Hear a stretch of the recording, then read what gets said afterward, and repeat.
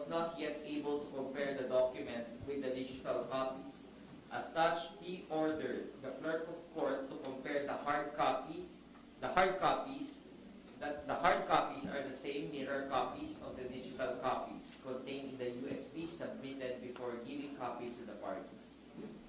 The presiding officer also reminded the parties to give copies of the list or table of their proposal for stipulations to the other party and the court at least 1 day before the hearing date.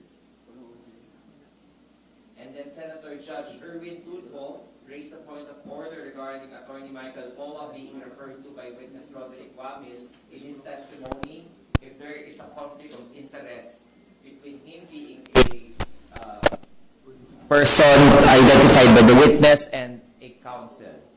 The presiding officer ruled that Attorney Poa, being not a respondent to this case, may be allowed to continue to act as a counsel for respondent as his previous positions do not conflict with his duty as such. Now, on the transfer of exhibit markings.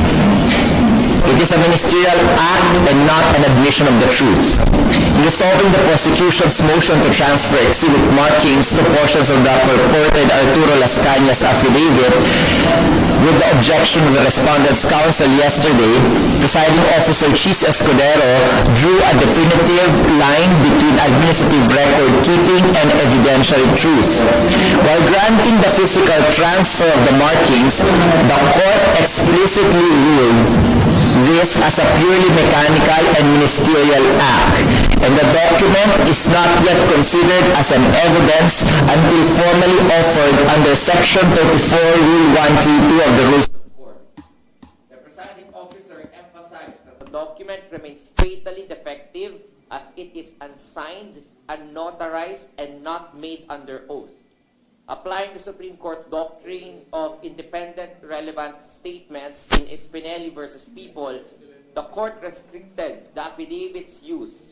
It is admitted solely to prove it was utilized by the NBI as an open source lead, but absolutely not to prove the truth of its allegations. As the court underscored, a physical exhibit label does not magically cure an unverified document. As to the motion to take judicial notice and the anti-smuggling warning on legislative reports, after the respondent's counsel made their oral opposition and comment against the prosecution's motion for judicial notice regarding prior legislative hearings, the court granted the motion but issued a stern, uncompromising warning against evidentiary smuggling, citing CLT Realty versus High Grade Feeds Corporation and Rule 129, Section 1 of the Rules of Court, acknowledging only that these hearings physically occurred and that the transcripts exist, fiercely rejecting the judicial admission of the truth, accuracy, or weight of the testimonies within them. In so doing, no further evidence need be introduced on this limited matter on the following only: that the hearings were held, that the identified official records exist, and that the responsible public officers are disputably presumed to have regularly performed their duties in conducting and recording those proceedings. Grounding the ruling in the constitutional doctrine of fair play established in McCamick versus Pidea, the presiding officer explicitly banned witnesses from reading third-party statements in open court to bypass hearsay rules. The ruling sends a clear signal, a clear and institutional message. Judicial notice proves a hearing happened. It is not a backdoor vehicle to smuggle hearsay into the record and strip the respondent of her constitutional right to cross-examine her accusers. The House Prosecution Panel, in compliance with the order of the presiding officer, manifested the following witnesses: for August 10, Sailin Del Campo; for August 11, Marivic Pareja; for August 12, Gina Acosta and Edward Fajarda, both former Special Disbursing Officer for the OVP and DepEd respectively. For the continuation of the testimony of Mr. Roderick C. Wamil, the senator judges rigorously interpolated the witnesses and manifested critical observations to the respective panels. The questioning centered on 5 evidentiary themes. Theme number 1, the legal threshold for prima facie evidence of malversation. Presiding Officer Chis Escudero delineated the legal escalation of audit findings. He clarified with the witness that under Section 8.3 of the COA DBM Joint Circular Number 2015-01 establishing a prima facie case, specifically referencing the Martinez case and Article 217 of the Revised Penal Code on malversation of public funds, it requires a strict progression from an audit observation, memorandum or AOM, to a notice of suspension or NS, to a notice of disallowance or ND. He further established that the COA decision may be executory but not necessarily final. Senator Judge Javier Ejercito and Senator Judge Miguel Zubiri probed the boundary between administrative and penal liability. Senator Escudero or Senator Ejercito asked whether COA findings are definitively determinative of a public officer's legal liability or if COA can make legal conclusions. Senator Zubiri inquired if the witness's findings automatically result in a legal presumption of misuse. Senator Judge Erwin Tulfo questioned institutional action, asking why the COA did not formally file criminal cases against OVP and DepEd officials despite issuing a notice of disallowance. Presiding Officer Escudero additionally confronted the witness with a mathematical discrepancy, noting that the December 13, 2023 notice of suspension contained an erroneous computation that excluded a 10,050,000 peso reward payment, asking for the mathematically correct amount. Theme number 2, documentary integrity, official receipts versus acknowledgement receipts. Senator Judge Bam Aquino and Senator Judge Kiko Pangilinan led inquiries into the validity of the receipts. Senator Aquino asked the witness to differentiate between the evidentiary weight of an OR and an AR, and the evolution of rules from the 1992 circular to the 2015 joint circular. Senator Pangilinan highlighted the complete absence of ORs or sales invoices, questioning how COA determines reliability based merely on ARs. He explicitly flagged the statistical anomaly of liquidation reports containing exclusively whole numbers or no butal or fractional centavos. Senator Judge Vicente Soto inquired into the exact volume of the anomalies, asking how many of the 845 subject acknowledgement receipts were specifically flagged with audit observations. Senator Judge Miguel Zubiri provided a comparative baseline, noting that other agencies submit voluminous, highly detailed CIF liquidations up to the last centavo, and asked if the OVP DepEd met this standard of reporting. He further recalled his term as Senate President. He was able to review the documents brought by the agencies that showed the use of the confidential and intelligence funds, which are very voluminous and particular up to the last centavo. He emphasized there is a real need to curtail the use of intelligence and confidential funds because of the possibility of abuse, not only on the Office of the Vice President, but for all agencies of government, including the LGUs. Senator Judge Risa Ontiveros asked whether the classification of a fund as confidential alters or waives standard auditing requirements for supporting documents, and clarified the definition for accountable officers under government accounting rules.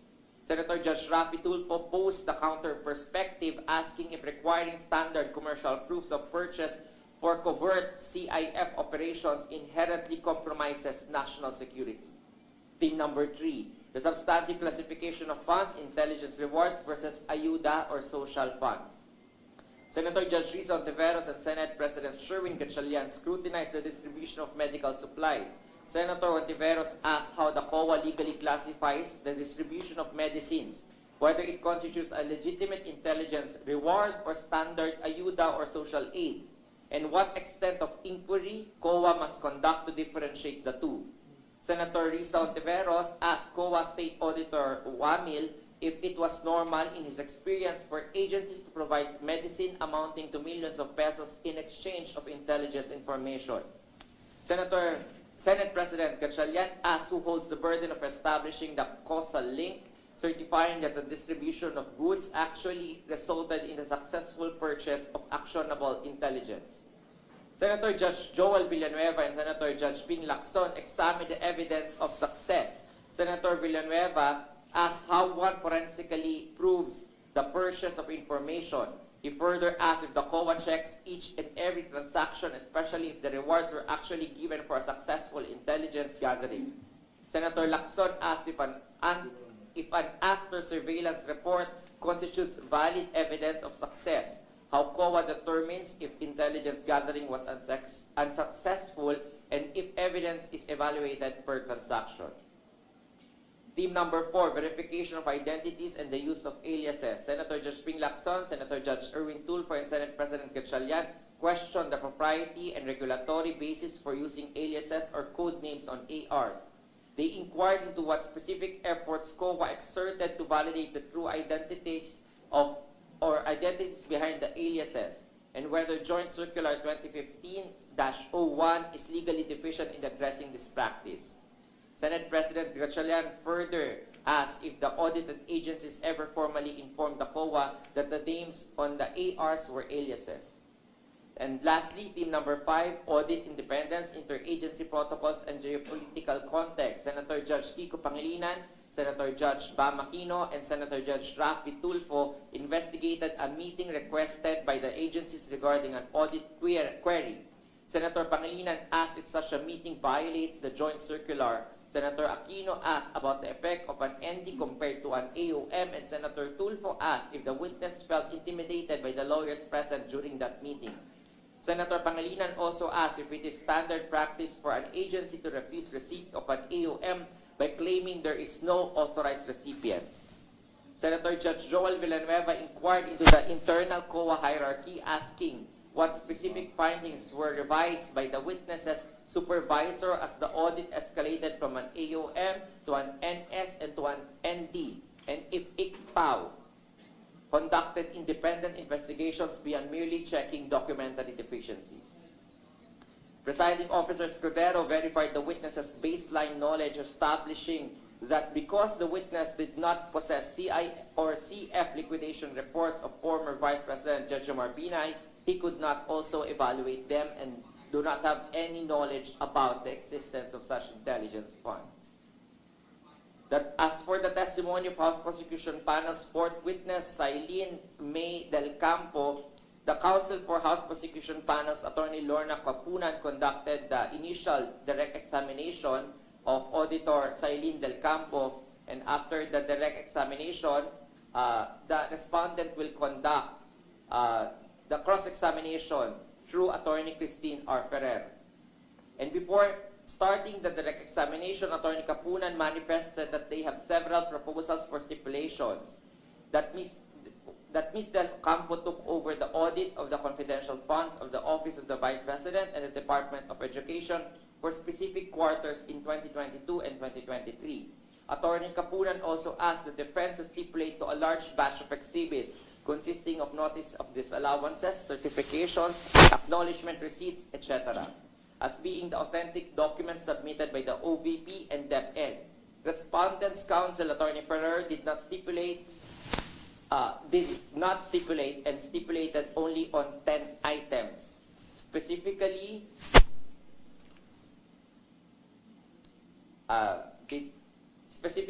they did not stipulate on Exhibit P-I-12-F, which is a response dated April 19, 2024, P-I-8-849 to P-I-8-1898, or the exhibits acknowledgement receipts for the periods February 6 to March 29, 2023, and April 25 to June 30, 2023, consisting of 1,049 documents.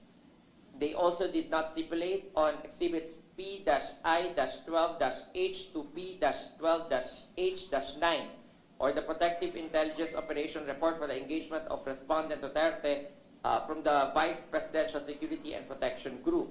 They also did not stipulate on the Exhibits P-I-12-M-1 to P-12-M-13, or the Protective Intelligence Operation Report for the engagement of Respondent Duterte from the Vice Presidential Security and Protection Group. They also did not stipulate on Exhibit P-I-12-J, or the OVP response dated August 27, 2024, Exhibits P-I-8-1899 to P-I-8-2672, or the acknowledgement receipts for the period of July 14 to September 30, 2023. Also not stipulated are the certifications dated September 30, 2023, which is Exhibit P-I-12-K, and the Protective Intelligence Operation Report for the engagement of Respondent Duterte from the Vice Presidential Security Group for the third quarter of 2023, which is Exhibit P-I-12-1-1 to P-I-12-1-10. Also not stipulated are acknowledgement receipts for the period of February 20 to March 30, 2023, which is Exhibits P-I-17-5 to P-I-17-1229. Lastly, they did not stipulate on the acknowledgement receipts for the period of July 12 to September 30, 2023, which is Exhibits P-I-17-1233 to P-I-17-1894. The presiding officer during the trial ordered the witness to go over the documents already before Monday and after the adjournment today. Following rulings by the presiding officer Escudero on various evidentiary motions and objections by both parties, the trial was adjourned. Pursuant to the rules of procedure on impeachment trials, the impeachment court will resume session on Monday, August 10, 2026 at 10 a.m.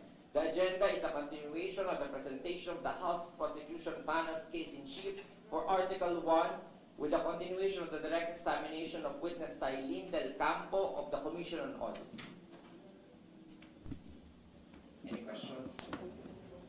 Attorney, pa-laymanize lang po sana nung rulings. First, yung doon sa House hearings, ano po yung effect nitong ruling po ni Presiding Officer?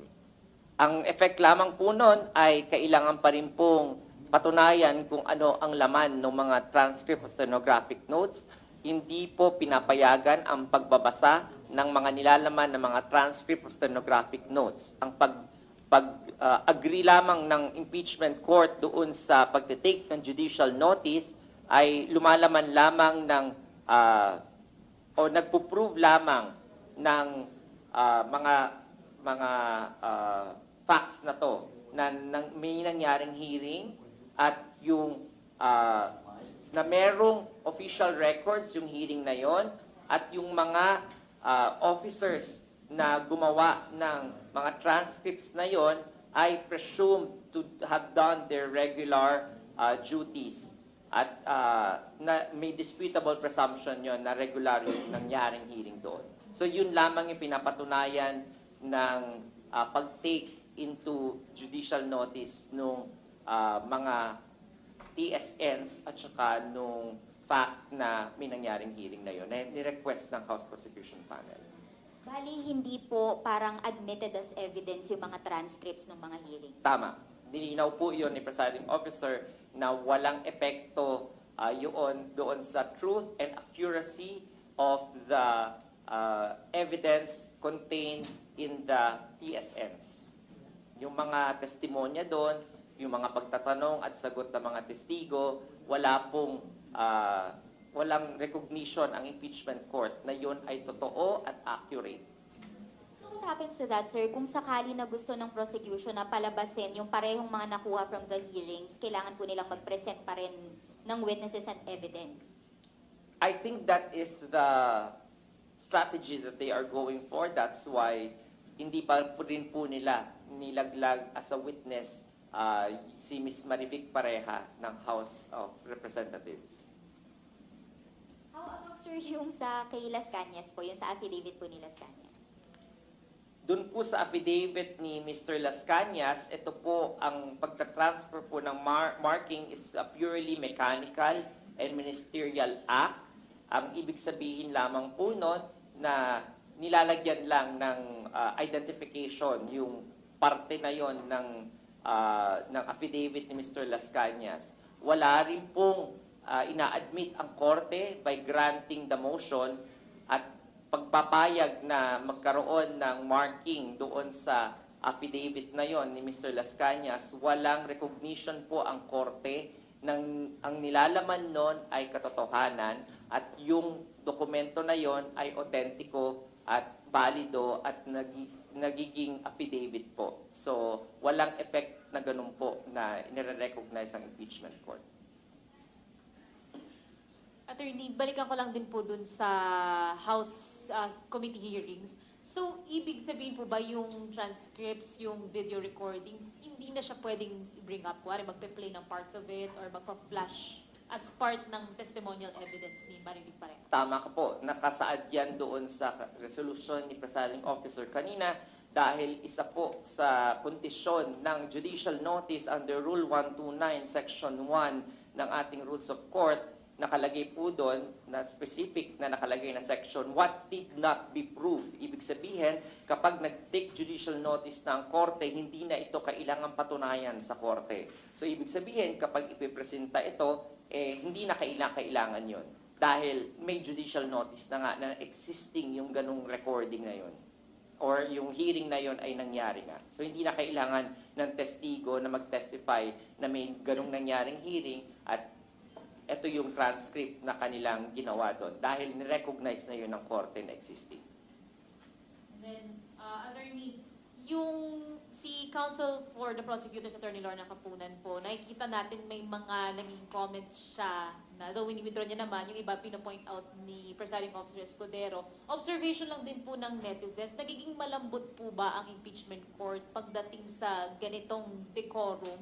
Not only ng prosec, baka in the future din ng defense may ganitong behavior na pinapakita. Ano po ba ang ginagawa ng impeachment court regarding? Hindi naman po paglambot yon. Kung makikita niyo po ang presiding officer, he is always attentive at laging kinokorek ang parties or binibigyan ng warning ang bawat partido regarding those kinds of remarks. At kapag may magmosyon po, lagi niya rin pinakastigo yung party na nagkamali for that moment. So, yun po yung kanyang polisiya kapag confronted by these kinds of situations.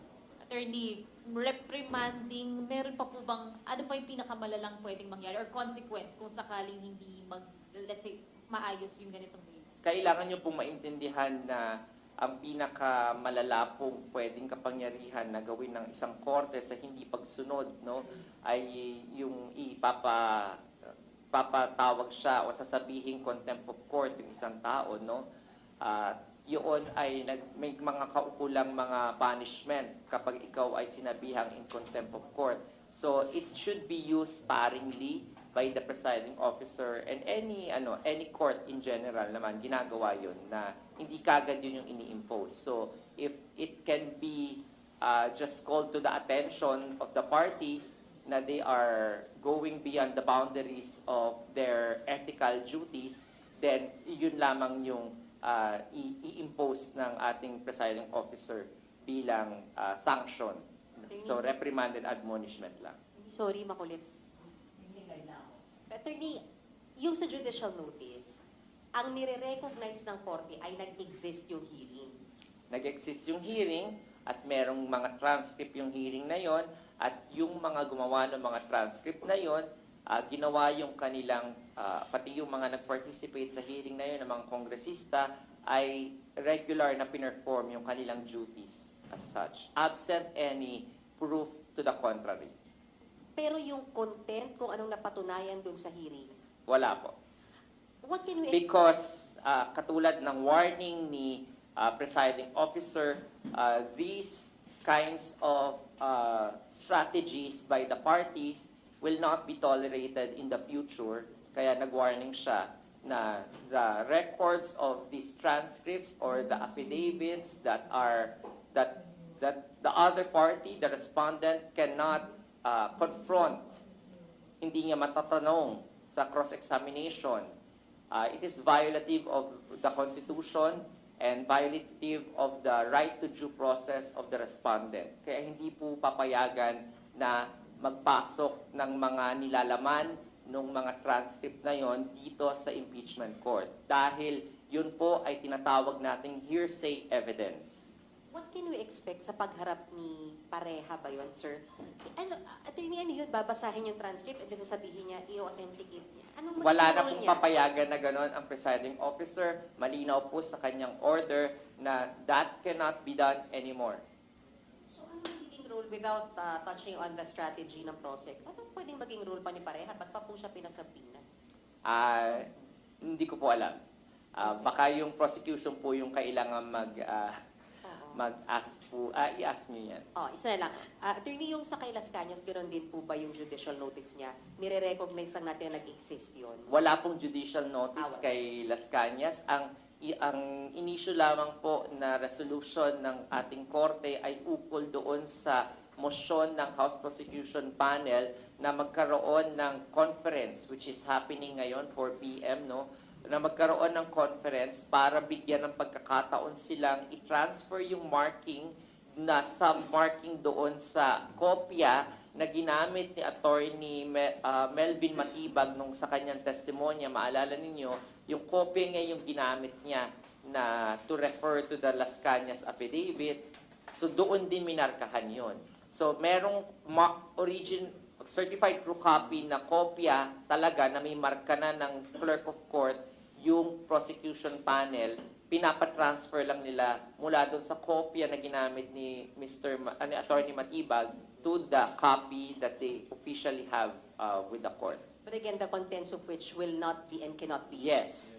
The contents of which, katulad ng paulit-ulit, 3 beses yata sinabi ni Presiding Officer last week, no, na yung nilalaman ng affidavit na yon ay hindi po tinitake in o hindi pwedeng i-take in ng ating mga senator judges as truth or truthful or accurate at na yung mga allegations na nakapaloob doon ay hindi pwedeng i-consider as evidence ng ating mga senator judges. Only as to the fact na ginamit yung affidavit na yon ni Attorney Melvin Matibag bilang kanyang basehan para as an open source lead para mag-conduct ng investigation ng NBI. For that limited purpose alone. Existence sa may affidavit na ganon at ginamit yon ni Attorney Melvin Matibag as open source lead to conduct the investigation by the NBI. For those limited purposes only and nothing more. Attorney Angela po from PRTV. Attorney, ano ang magko-constitute ng arguing with the senator judge? Since nabanggit yun kanina na bawal makipag-argument with the senator judge. Kapag ikaw po ay nagiging unresponsive sa sagot ng isang senator judge, nakikita po yon na pagsuway doon sa pagsagot ng tanong na tama. No? Kunwari, tinanong ka ng answerable lamang ng yes or no, pero hindi yun na sinagot mo, nag-explain ka pa. So isa yun sa mga maaaring makitaan ng both parties. Makikita nyo during the direct cross-examination, sinasabi rin ng Respondents' Counsel, objection, Your Honor, the answer of the witness is unresponsive to the question. So isa po yun. Pangalawa po, kapag ikaw ay hindi sumasagot ng diretso sa tanong ng isang senator judge at ikaw ay sumasagot ng gusto mong isagot na bagay para makontrol yung narrative o makontrol yung argument, then that can be considered by a senator judge to be argumentative doon sa kanyang tinatanong instead na makapagbigay siya ng sagot. And can it be a basis po for being cited in contempt? That is within the express powers of the court, both express and inherent powers of the court. Under the Senate impeachment rules, nakalagay doon that the court can impose sanctions in order to, or even issue orders to ensure respect for its proceedings and for its senator judges. Pero sa on the part of the senator judges, sila lang yung pwede mag-police sa isa't isa. Tama rin po. At sila rin po yung pwedeng magsabi sa o mag-flag ng action ng any party po sa presiding officer na medyo going beyond the boundary na po ng respectful conduct ang isang testigo o ang isang counsel para magkaroon po ng action yung ating impeachment court on the matter. An attorney, can senator judges be limited na, okay, tama na muna, huwag ka na munang magtanong o anything like that?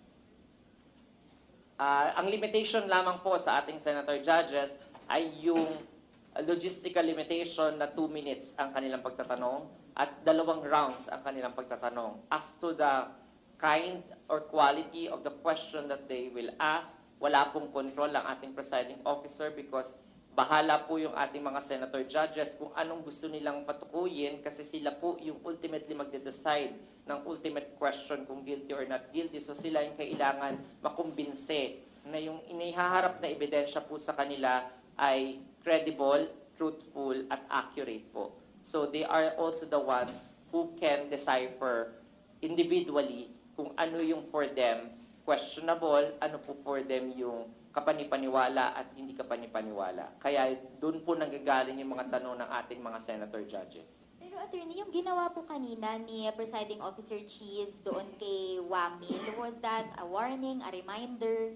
Tama po. Warning po yon na wag po siyang sa susunod na mga pagkakataon kung tawagin pa rin po siya sa impeachment proceedings na to, ay wag niya lang ulitin yung ganon na makipag-argumento. Sumagot lamang siya nung tinatanong ng senator judge.